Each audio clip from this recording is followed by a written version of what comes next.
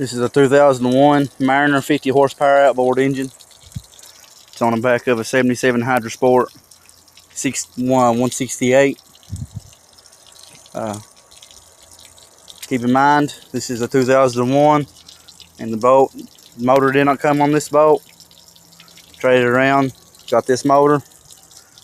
This motor has a outlet for a pressure gauge. My boat don't have one, so I just put that piece of rubber tubing in the cover.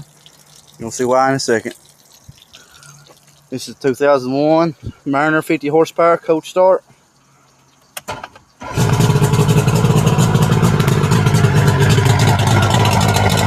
My fuel might be a little bit rich.